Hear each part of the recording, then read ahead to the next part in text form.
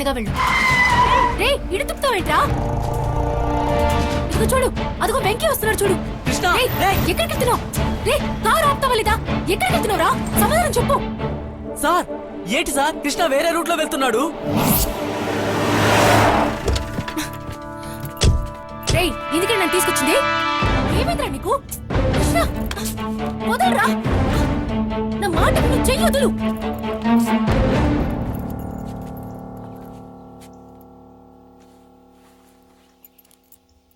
మీరు నిశ్చయం చేసిన పెళ్లి ఇష్టం లేక మీ అమ్మాయి ఇంట్లోంచి పారిపోయింది.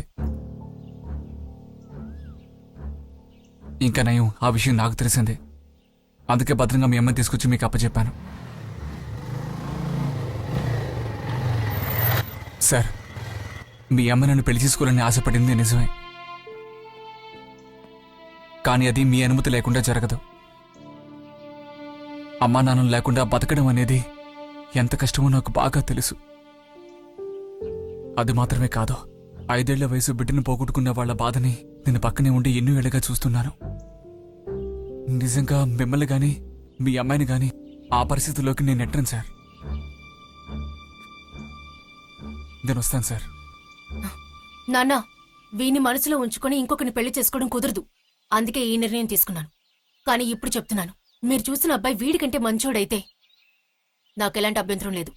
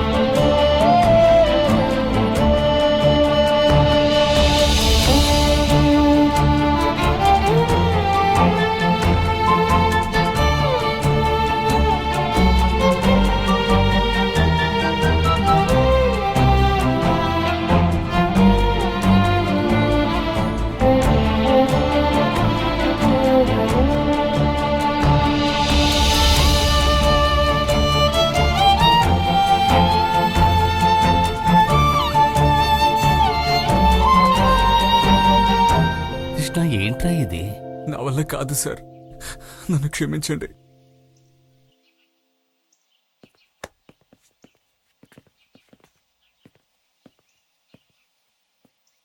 నిన్న మీరు డబ్బు స్టేటస్ గురించి అంతగా మాట్లాడారు కదా సార్. వాటికి వాడు ఆశపడి ఉంటే పారిపోయి వచ్చిన మీ అమ్మాయి మెళ్ళో తాళికట్టి ఉండేవాడుగా.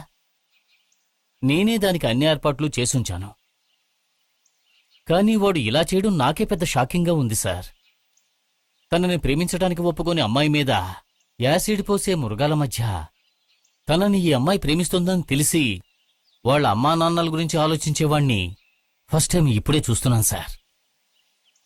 సార్, మీ అమ్మాయి చెప్పినట్టుగా వీడికంటే మంచివాడు దొరికితే నిక్షేపంగా పెళ్లి చేశాను సార్. నా వల్ల ఏదైనా ఇబ్బంది కలిగి ఉంటే దయచేసి నన్ను క్షమించండి సార్. ఇంకో విషయం సార్, త్వరలోనే కృష్ణ ఆ షాపుకు ఓనర్ కాబోతున్నాడు. వాడి కృషి మీద నాకు నమ్మకం ఉంది సార్. బెంగళూరులో ఒక సెలూన్ కొట్టువాడు రోల్స్ రాయ్స్ కారు పెట్టుకున్నాడు. మీ దగ్గర కూడా లేదు? ఏ, నా దగ్గరే లేదు.